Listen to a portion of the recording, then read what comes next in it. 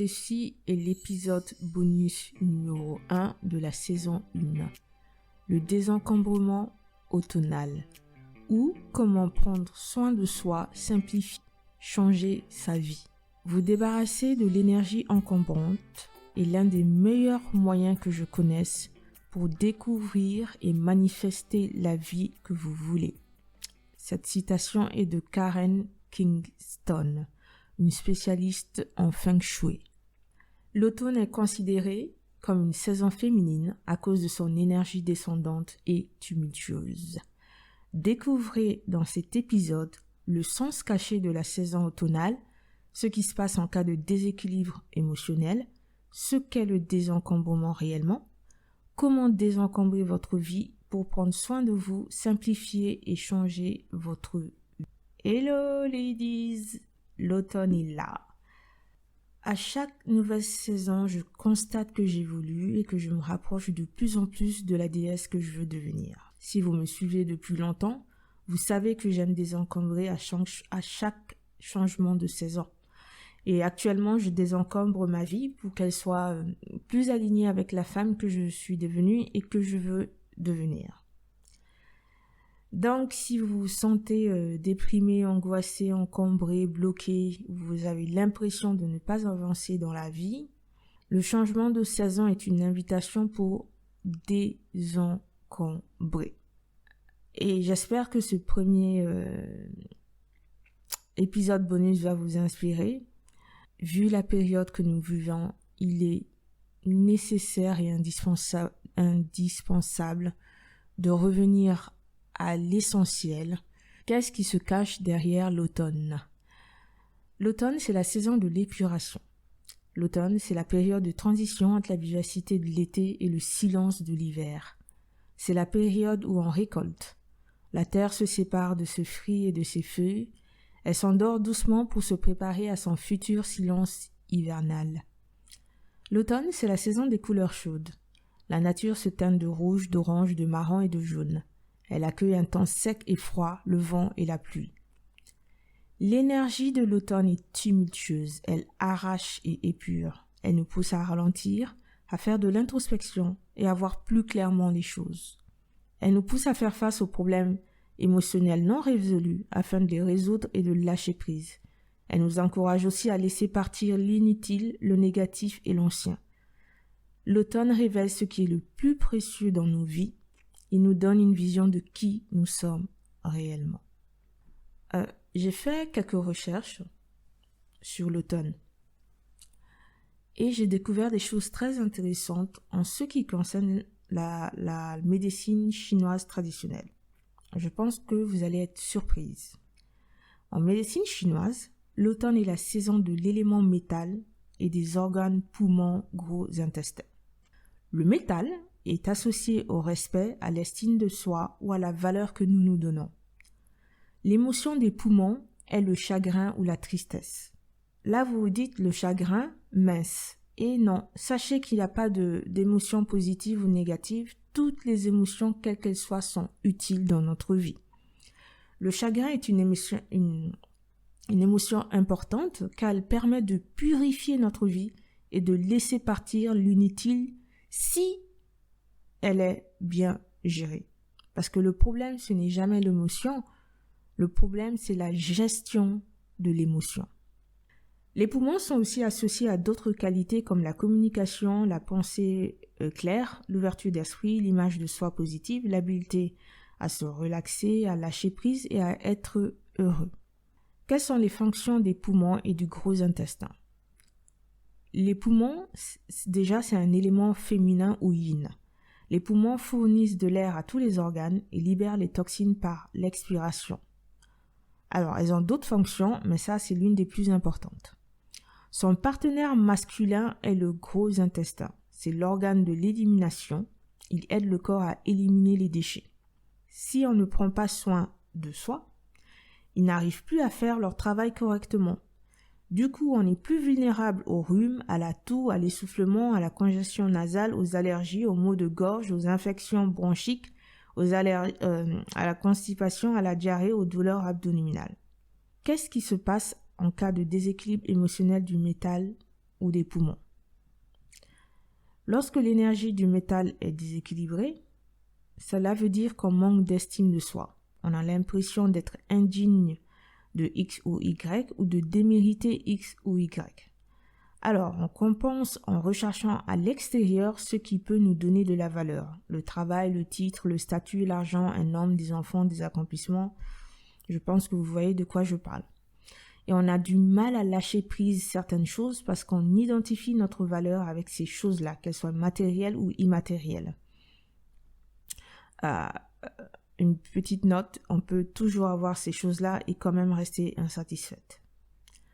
Lorsque l'énergie des poumons est déséquilibrée, ça veut dire que l'émotion de chagrin peut ne pas avoir été gérée correctement. Le chagrin est ressenti sur une très longue période et ne s'apaise pas, ou encore on l'exprime de manière inappropriée ou on ne l'exprime pas du tout, donc on l'inhibe. Aussi, on a de la difficulté à faire face à la perte, au deuil et au changement. On a du mal à lâcher prise sur les gens, les objets, les expériences, le passé. Et les blocages s'accumulent. Des blocages comme la dépression, l'entêtement, l'isolement, la négativité. Bref, vous voyez le tableau. Alors, c'est pas parce que l'automne est la saison du chagrin que vous devez ressentir du chagrin. Peut-être que là, en ce moment, vous ressentez autre chose que le chagrin. Et c'est mon cas, pour donner un exemple, c'est mon cas. Quoi qu'il en soit, acceptez cette émotion et comprenez que chaque émotion a son rôle à jouer dans notre vie. Et encore une fois, le problème ne commence qu'avec la mauvaise gestion de l'émotion. Tout ça nous amène au pouvoir du désencombrement. Alors, d'après ce que j'ai pu constater, beaucoup de personnes pensent que désencombrer, c'est juste vider et ranger une maison. En fait, c'est plus que ça. Le désencombrement est une technique de purification ou d'épuration à la fois éprouvante, amusante et créative qui peut changer toute notre vie. Il s'agit de se débarrasser des choses qui encombrent ou paralysent. Ces choses peuvent être physiques, mentales, émotionnelles ou spirituelles. En faisant le tri ou le vide, on arrive à prendre soin de nous, à nourrir nos énergies féminines et masculines, à simplifier et changer notre vie et à se rapprocher de la femme que nous rêvons de devenir. Alors, que pouvez-vous désencombrer durant cet automne? Je vous propose 6 idées. On commence par la maison. Si vous ne pouvez pas désencombrer tout votre logement, faites au moins les 2 pièces les plus importantes pour vous. Débarrassez-vous des choses. Et par choses, j'entends produits, cosmétiques, vêtements, chaussures, accessoires, bijoux, sacs, objets de décoration, linge de maison, produits ménagers, même quelques meubles.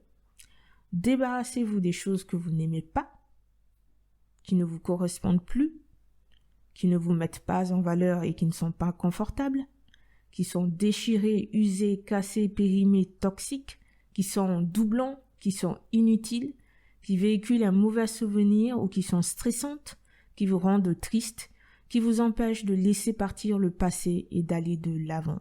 Vous avez le choix, vous pouvez jeter, donner ou vendre les choses que vous ne voulez plus garder. Après avoir fini, nettoyez votre logement avec des produits ménagers naturels. N'hésitez pas à purifier l'air en diffusant une huile essentielle d'orange qui est propice à la relaxation. Sentez-vous libre et en paix. Personnellement, j'adore désencombrer. Après le logement, on a l'esprit. On peut désencombrer son esprit en le libérant. Comment? Puisque c'est l'automne, il est nécessaire de prendre en compte votre chagrin ou votre émotion et d'y faire face plutôt que de le laisser enfui à l'intérieur. L'écriture peut être un acte de purification et de lâcher prise.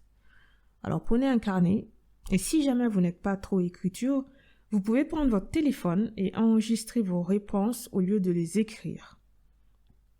Donc prenez un carnet et répondez aux questions suivantes. Veillez à le faire quand vous êtes totalement disponible. Quelles sont les raisons de votre chagrin ou de l'émotion, de votre émotion actuelle? Quelles sont les conséquences de ce chagrin ou de cette émotion dans votre vie actuellement? Décrivez précisément. Quel est l'événement du passé qui vous poursuit toujours? En quoi vous ne prenez pas soin de vous? quelles sont les choses externes auxquelles vous êtes attaché et que si vous perdez, vous aurez l'impression de ne plus être une femme digne d'être appréciée, admirée ou aimée. Pour quelles raisons pensez-vous ainsi? Que pouvez-vous faire pour commencer à lâcher prise afin d'être plus sereine?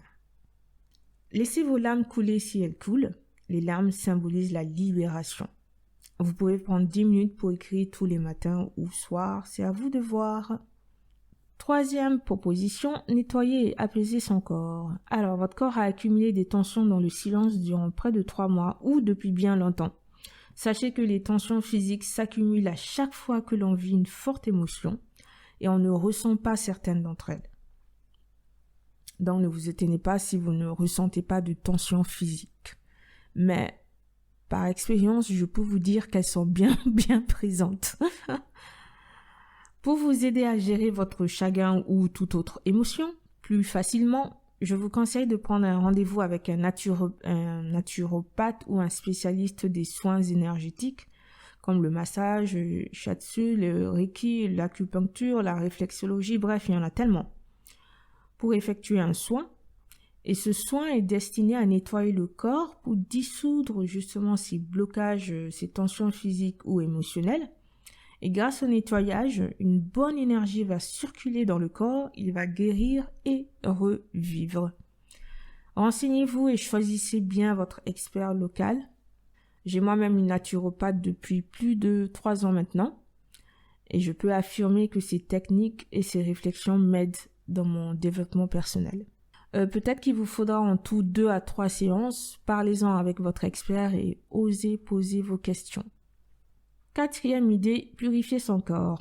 Si votre état de santé le permet, chaque matin, avant de prendre le petit déjeuner ou pas, pressez la moitié d'un citron dans un verre et ajoutez de l'eau chaude, mélangez et buvez. Cette potion magique permet de vous hydrater et de détoxifier vos organes.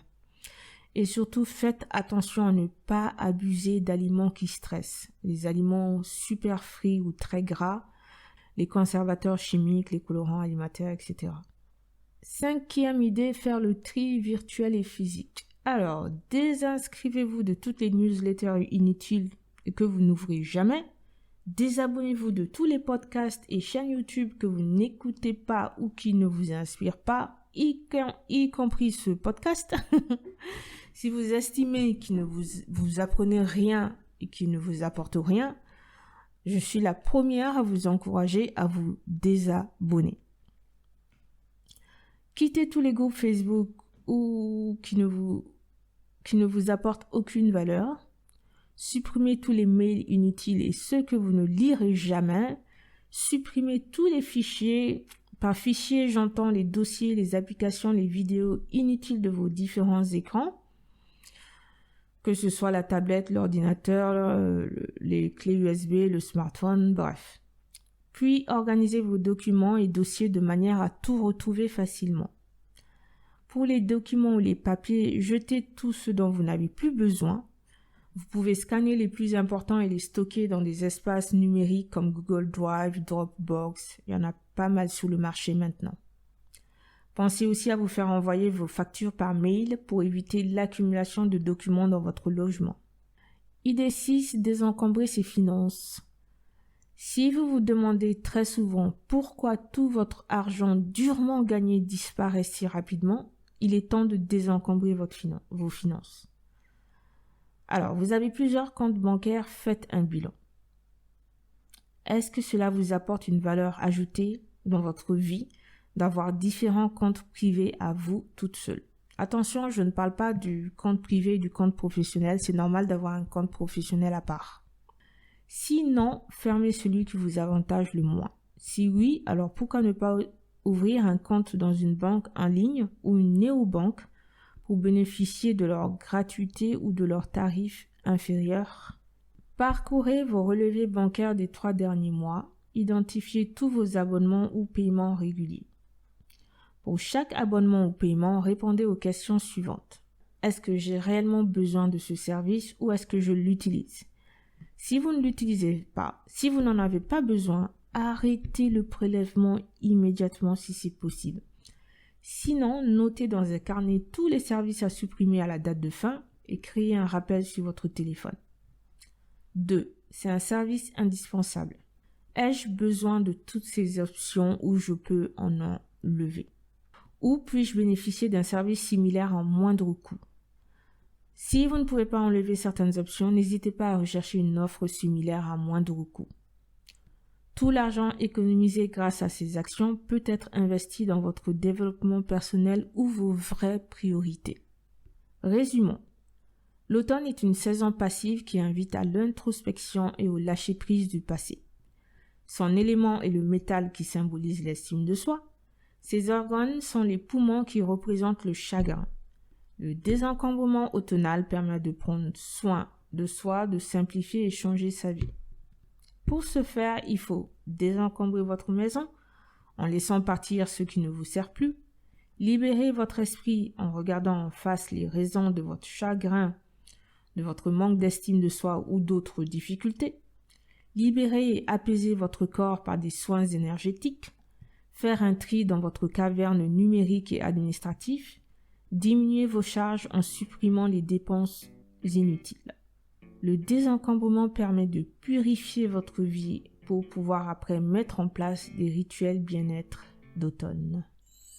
Dans le prochain épisode, le deuxième épisode bonus, vous découvrirez quelques idées AIG. Alors moi je prononce AIG, mais je pense qu'on ne prononce pas AIG.